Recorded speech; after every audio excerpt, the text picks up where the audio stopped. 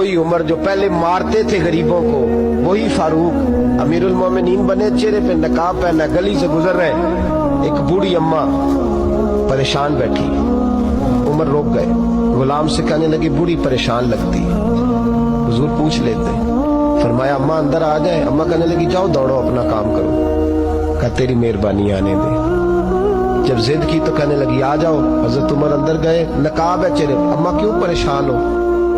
کہنے لگی عمر سے بڑی شکایت، کیا ہوا؟ کہنے لگی بوڑھی بھی ہوں، بیوہ بھی ہوں، بے اولاد بھی ہوں، 25 دینار کا قرضہ چڑھ گیا، 3 دن ہو گئے روٹی نہیں کھائی، عمر امیر المومنین ہے، اس نے میرا حال ہی نہیں پوچھا۔ حضرت عمر کہنے لگے اماں عمر کو کیا پتا تو اس حال میں ہے؟ تو مدینے کی وہ بوڑھی عورت بھی جانتی تھی کہ جمہوریت کیا ہوتی ہے، جمہوریت کیا ہوتی ہے۔ اماں عمر کو کیا پتا کہ تو اس حال میں ہے؟ تو وہ اماں بولی، کہنے لگی کیا کہا تم نے؟ عمر کو پتا نہیں؟ تو عمر کو جا کے میرا پیغام دے دو کہ حکومت چھوڑ دے، اس کے حوالے کرے جو غریبوں کا پتہ رکھ سکتا ہے، نہ ادھر ادھر کی تو بات کر، یہ بتا کہ قافلہ کیوں لٹا؟ مجھے رہزنوں سے غرض نہیں، تیری رہبری کا سوال ہے۔ تو بہانہ کر کے سائیڈ پہ ہو گیا، بول، تو پتہ رکھ نہیں سکتا تو کیوں حکومت کرتا ہے؟ آپ کے غلام کہتے عمر دوڑ لگا کے باہر نکلے، کھانا پکا پکایا گھر سے لائے، 25 دینار بھی لائے، 2 بوریاں اناج کی کندھوں پہ رکھ لی۔ غلام کہنے لگا حضور مجھے دے دے، فرمایا وعدہ کر قیامت کے دن بھی میرا بوجھ اٹھائے گا؟ حضور میں نہیں اٹھا سکتا۔ عمر لائے، اس بوڑھی اماں کو 25 دینار دیے، 2-3 مہینے کا راشن دیا، کھانا کھلایا۔ یہاں تو جس کا 200-400 ووٹ ہو اسے ہے کوئی سردار چودھری پوچھ لے، غریبوں کو کون پوچھتا ہے؟ لیکن جب میلاد کا انقلاب آتا ہے پھر غریبوں کی عزت بڑھتی ہے۔ حضرت عمر اماں کے پیروں میں بیٹھ گئے، کہنے لگے اماں چل عمر کو میری خاطر معاف کر دے۔ اماں نے ایک لفظ کہا تو آپ کے غلام کہتے ہیں عمر کو اتنا روتے کبھی نہیں دیکھا جتنا عمر آج روئے۔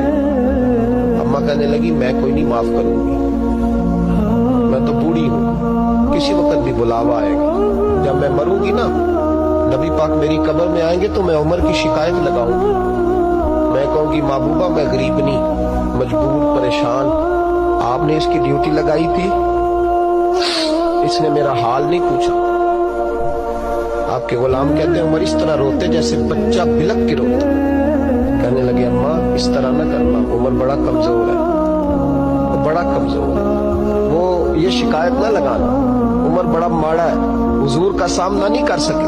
اماں کہنے لگی نہیں، میرا دکھ ہی بڑا ہے، میں عمر کی شکایت لگاؤں گی۔ حضرت فاروق اعظم منت کرنے لگے تو بوڑھی کہنے لگی چل تیری خاطر عمر کو معاف کیا۔